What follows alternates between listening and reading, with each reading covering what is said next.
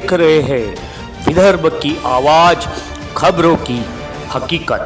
हम लोग जे आहे कोराडी अश्रू विद्युत केंद्र, कोराडी अश्रू विद्युत केंद्राची अगर गोष्ट केली गेली तर कोराडी अश्रू विद्युत केंद्रामध्ये लगातार शोषणाचा हा सिलसिला या मग क्रमवार चालू आहे। मी मागल्या वेळेस याच पद्धतीतला जेव्हा या महाजनकोनी ओरियन या कंपनीचे संचालक मालक जो आहे मनीष टोटे, आपण बघू शकता की पॉवर प्लांटच्या समोर उभा आहे। हे कोराडी अश्रू विद्युत केंद्र आहे जे सुपर क्रिटिकल पॉवर प्लांट म्हणून ओळखलं जातो। या पॉवर प्लांटच्या नेहमी एबुओ कंट्रक्ट असो या पण ओरियन असो या एके लॉजिस्टिक असो, या संपूर्ण प्रकरणामध्ये बराच वेळा या प्रकरणामध्ये सर्वात जास्त या स्थानिक कंत्राटी कामगारांचं मरण होतं। आता नवीन एकदा आम्ही विदर्भ की आवाज चॅनल मध्ये मी टाकलेलं होतं की ज्या प्रकारे मागल्या काही दिवसापासून कॉन्ट्रॅक्टरला आणि कट्टर वेल्डर आणि हेल्पर यांना स्किल अनस्किल आणि सेमी स्किल हा दोन पद्धतीचा पेमेंट भेटतो, पण यावर परत मनीष डोकेची परत एकदा आंदोलनाची भूमिका मंगल गजबेंनी केली होती। मंगल भाऊ,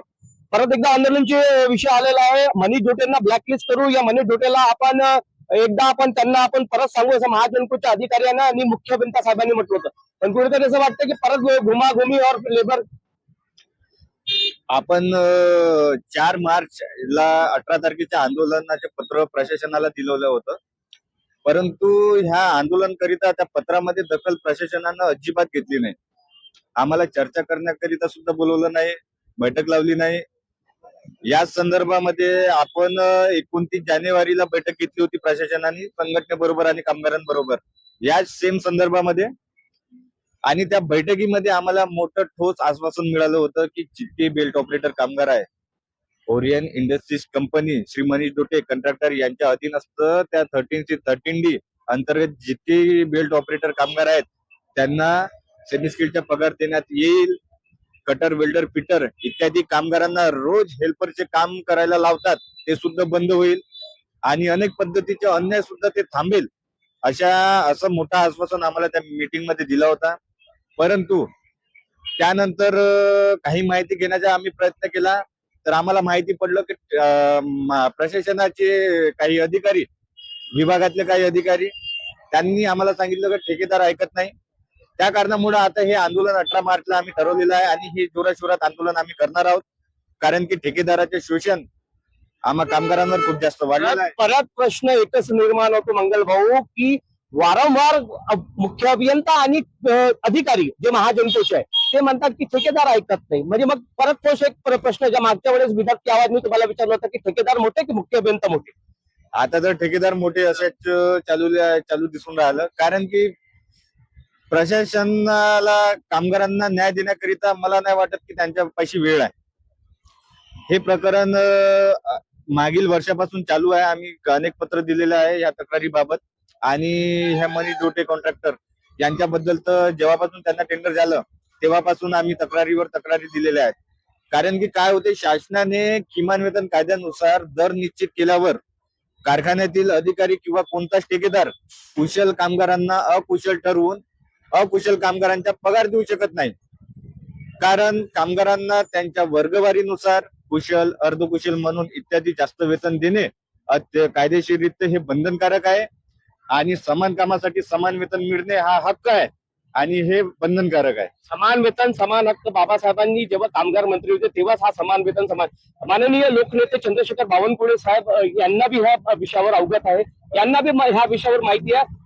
मनोज सावजी साहेब आता आले होते, सचिन पाटील शहराध्यक्ष नवीन ते आले होते, यांचे बी समर्थन आहे आपल्या माध्यमातून। मनोज भाऊ आणि सचिन पाटील भाऊ यांनी सांगितले की तुम्ही आंदोलन करा आणि जे काही आमच्या माध्यमातून होईल तुम्हाला न्याय देण्याकरिता आम्ही तुमच्या पाठीशी आहोत। आम्ही मुख्य अभियंता साहेबांशी संपर्क करत आहोत, चंद्रशेखर बावनकुळे साहेबांशी संपर्क करत आहोत।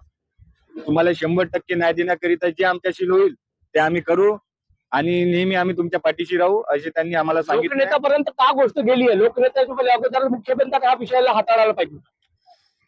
आता मुख्य अभियंता साहेबांना हा विषय थोडस गंभीरपणे विचार करायला पाहिजे होता आणि गंभीर वाटत नाही का? गंभीर तर लई आहे, पण आम्हाला असं वाटत नाही की प्रशासन या प्रकरणामध्ये दखल घेऊन शासन गंभीर घेत नाही का? नाही, बिलकुल घेत नाही। प्रशासनाने जर हा प्रश्न गंभीर घेतला असता, हे कामगारांच्या तक्रारी गंभीर घेतले असते तर आतापर्यंत आम्हाला सगळ्या कामगारांना न्याय मिळालं असतं. ते आता हे आंदोलन करण्याची पाळी आम्हाला आली नसते. समोरची काय भूमिका आहे?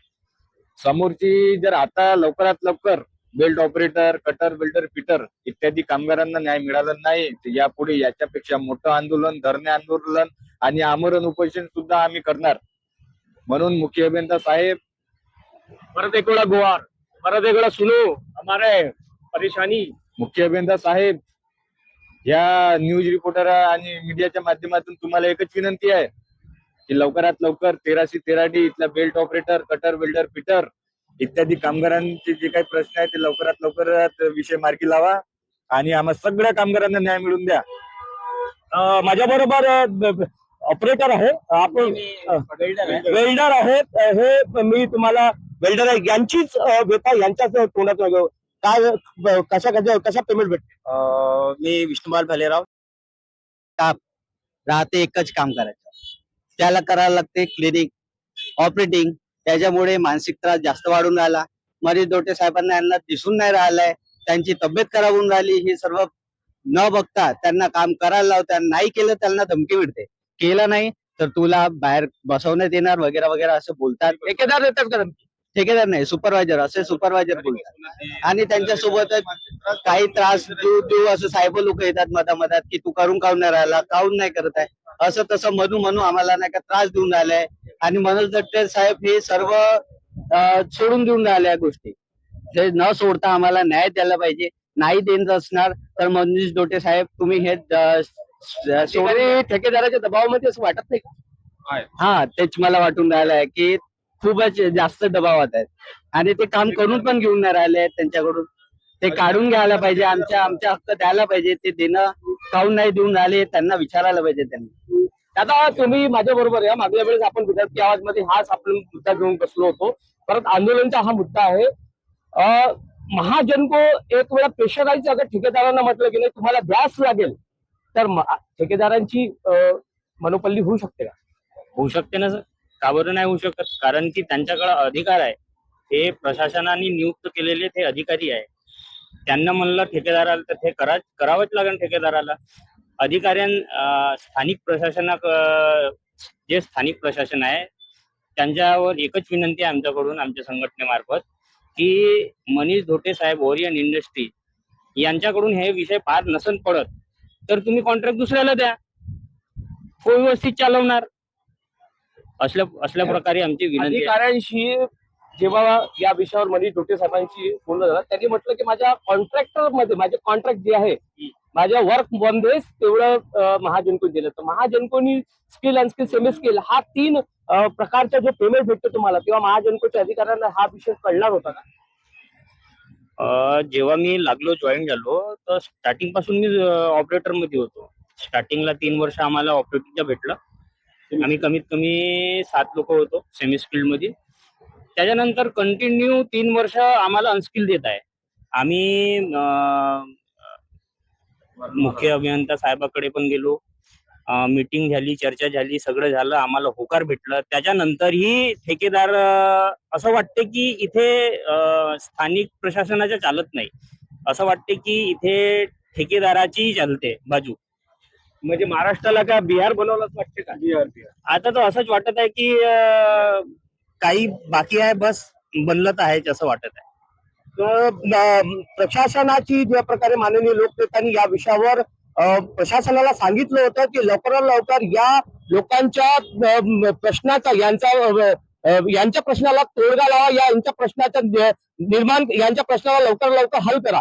पण महाजनकोचे मुख्य अभियंता असो, महाजनकोचे अधिकारी असो, ठेकेदार जे आहेत आमचे ओरियनचे मनीष धोटे, हे विदर्भ की आवाजची दुसरी बातमी आहे आणि लगातार बातमी विदर्भ की आवाज ह्या यांच्यासाठी लढणार आहे. कारण एकमेव चॅनल नागपूर मधला विदर्भ का एकमात्र चॅनल विदर्भ की आवाज. हम बनते हैं खबरों की हकीकत और हम लोग है विदर्भ की आवाज, खबरों की हकीकत. कैमरा पर्सन रोहित के साथ मैं शैलेश ढोरे, विदर्भ की आवाज, खबरों की हकीकत, मुख्य संपादक कोराडी, कामठी मुदा, विधानसभा क्षेत्र.